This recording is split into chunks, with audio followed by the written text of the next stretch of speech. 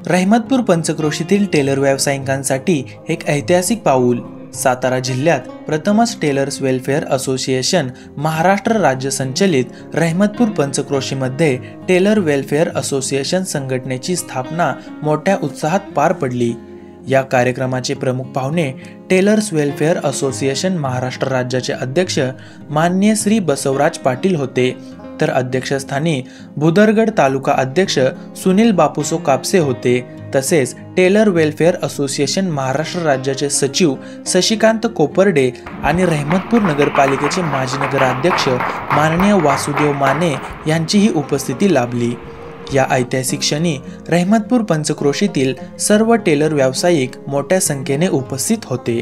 या विशेष प्रसंगी ज्येष्ठ मास्टर टेलर्स आणि दिव्यांग कारागिरांचा सन्मान करण्यात आला।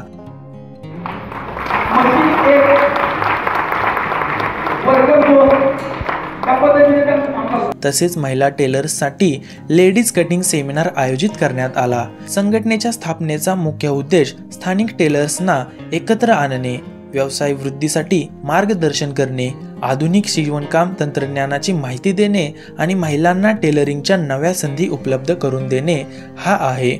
Taylor's welfare association स्थापनेमुळे Rahimatpur पंचक्रोशीतील tailoring व्यवसायाला नवीन चालना मिळेल आणि स्थानिक कारागिरांना अधिक चांगल्या संधी उपलब्ध होतील। भविष्यात अशाच उपक्रमांद्वारे संघटना टेलर्ससाठी अधिक सुविधा निर्माण करेल। समाजामध्ये आम्ही समाजकारण करत असताना अनेक संघटना हक्काच्या शासनाकडून आपले कामं करून घेतात, आपले फायदे करून घेतात। पण टेलर लोकांच्या बाबतीत संघटना काढायचं टाळलं। फक्त बसवराजी तुम्हाला मी मनापासून अभिनंदन करतो। तुम्ही कल्पना आणि अख्ख्या राज्यभर त्याचं जाणं तुम्ही पसरवलं। मी आमच्या वेलफेअर संघटनेच्या पाठीशी आहे। आधी तुम्ही जे शुभकार्य करताय, सर्व समाजातील लोकांना एकत्र करून संघटना काढणं इतकं सोपं नसतं। एखाद्या विशिष्ट समाजाची संघटना काढणं चालवणं खूप सोपं असतं, पण सर्व जाती धर्मातल्या लोकांना एकत्र करून ती संघटना काढवणं आणि ती कार्यान्वित ठेवणं निश्चितपणानं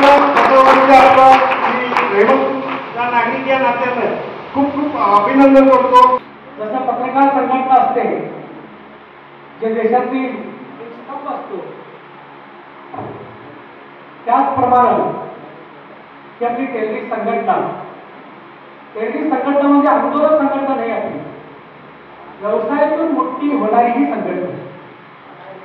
तिथं आपण रस्त्यावरून आंदोलन करणार नाही किंवा एखाद्या बसवर दगड मारणार नाही, फक्त आपला व्यवसाय कसा वाढावा त्यासाठी आपण संघटना स्थापन केली। ही संघटना स्थापन करत असताना आपण सगळे एक आले पाहिजे, एक झालं पाहिजे, एकत्र आलं पाहिजे। कारण शासनाच्या कुठल्याही योजना जर आल्या, तुमचं संघटनात्मक काम किती आहे, तुमचे सभासद किती आहे, तुम्ही त्या संघटनेमध्ये किती काम केला, त्यासाठी जे जे आपण जिथं जातो, जिथे काही नेते मंडळी असतो किंवा शासन असतो, राज्य शासन असो किंवा केंद्र शासन, अशा ठिकाणी संघटनात्मक तुमचं काम चालू आहे। त्यासाठी तुमच्यासाठी त्या योजना जाहीर केल्या। आज आपण इथं रहमतपूर विभागातून टेलरिंग कार्यक्रम व टेलरिंग मंडळ स्थापन करण्यासाठी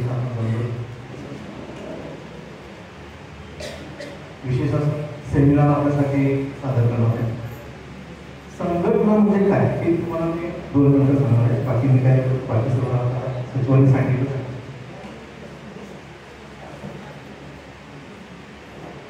भारतामध्ये फक्त एकदम टेलर सोबत सगळ्यांच्या संघटना आहे, मग ते भांडीवाले बाई असू दे, दरीवाला असू दे किंवा मोठा इंजिनियर असू दे किंवा बिडी कामगार, सगळ्यांच्या संघटना। आपण टेलरच काम आला आहे की ज्यांची गरज, ज्या 3 मूलभूत गरजा आहेत त्यापैकी आपण एक आहोत। पण आपण आज तिथं का आपण संघटना स्थापन केली, आपण एकमेकाचे तोंडावर बोलतो,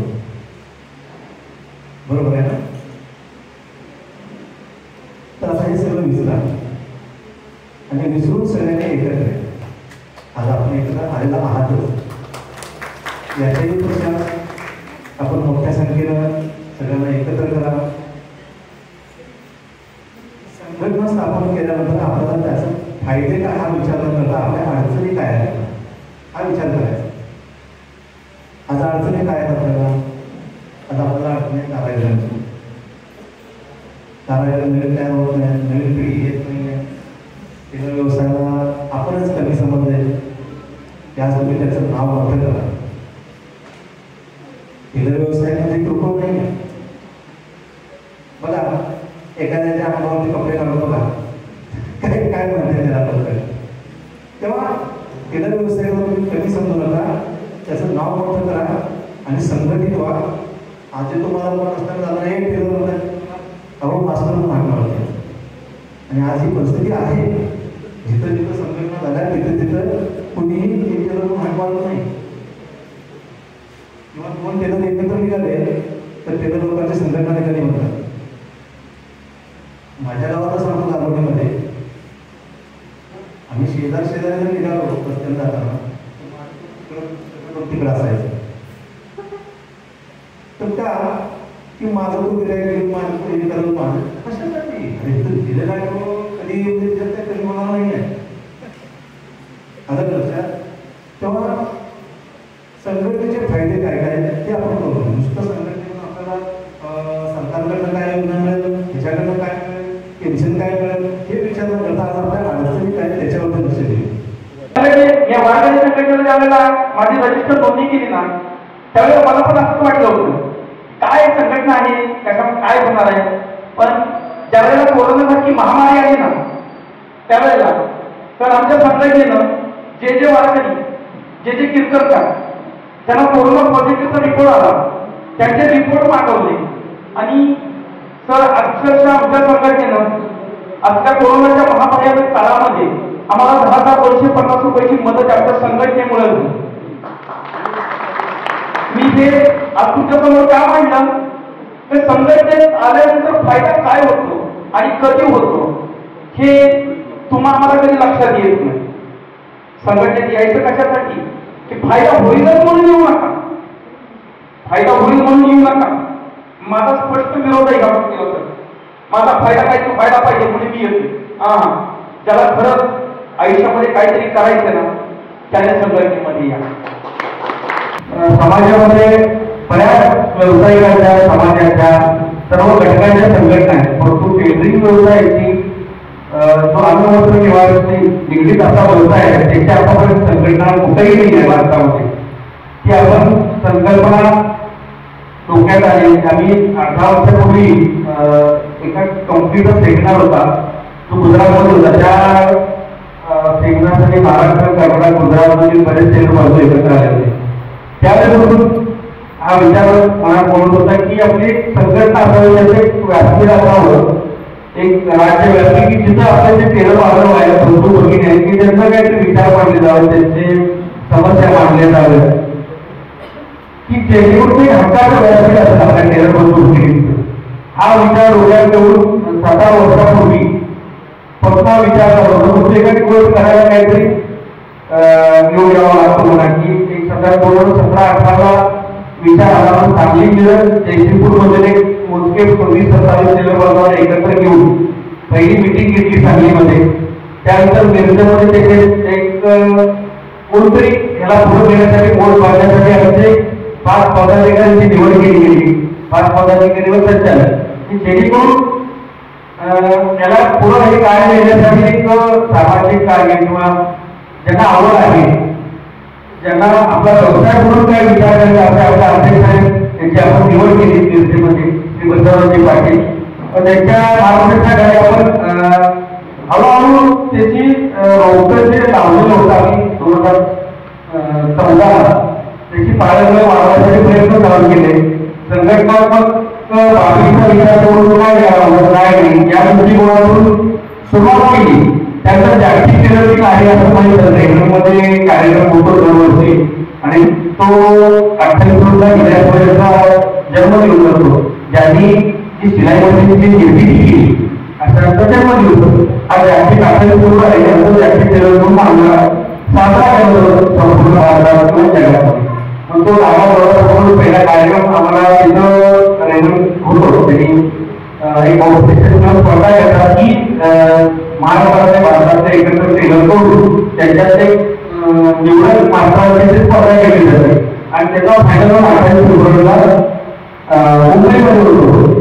मग त्या कार्यक्रमाला आम्ही सर्व पदाधिकारी होतो. आपल्या संघटनेतील बरेच टेलर सुरुवात केला होता. त्यावेळी महाराष्ट्रातील इतर भागातील टेलर बांधवांची माहिती झाली. मग बरोबर ही संघटना कशी मजबूत करावी, संघटना मजबूत करताना काय घेता येईल, व्यवसाय आता जो कधी होत चाललाय रेडीमेडची ज्याची स्पर्धा आहे की तो रेडीमेडची स्पर्धा कशी सुरू करता येईल, स्थानिक लेवलवर गाव लेवल जिल्हा लेवलला की जे रेडीमेड हे स्पर्धेत क्वालिटी व फिटिंग याच्या बाबतीत त्याच्यावर बरेच माहिती असतात किंवा ते त्यात टेक्नॉलॉजी आणून R&D डिपार्टमेंटच्या माध्यमातून रेडीमेड हे चालू आहे आणि त्याच्यामुळे टेलरिंग व्यवसाय कमी होत चाललाय. पण त्याच्याशी स्पर्धा कशी करायची याचा विचार मला घेऊन छोटे सेमिनार घ्यायची सुरुवात केली. प्रत्येक छोट्या छोट्या भागात टेलर लोकांना एकत्र करून त्यांना टेलरिंग व्यवसायाची माहिती चालू केली. टेलरिंग व्यवसाय आपलं प्रेझेंटेशन करता चालू असं सुरुवात केल्यामुळे लोक जोडली गेली. मग सांगलीतून कोल्हापूर जिल्हा, सातारा जिल्हा, सोलापूर जिल्हा इथं हळूहळू ते चालवलं सुरुवात केली. संघटने चालवलं असताना बरेच लोकांना याची माहिती झाली. मोठमोठ्या कंपन्या जोडल्या गेल्या. शेअर कंपनीच्या माध्यमातून आपण इंटरनेट मार्फत हे गुजरातहून आपल्यासाठी मोफत ट्रेनिंग देण्यासाठी आले. ठराविक जिल्ह्याच्या ठिकाणी आपण त्याचं ट्रेनिंग ठेवलं. जे ट्रेनिंगच्या माध्यमातून आपल्या कटिंगचं कौशल्य कसं वाढवायचं हे कसं चालवलं त्याच्या माध्यमातून आपण त्याची मदत घेतली. त्या कंपनीनं त्यांना एवढी जर संख्या झाली कंपन्यांच्या लक्षात आल्यामुळे बऱ्याच कंपन्या जोडल्या गेल्या.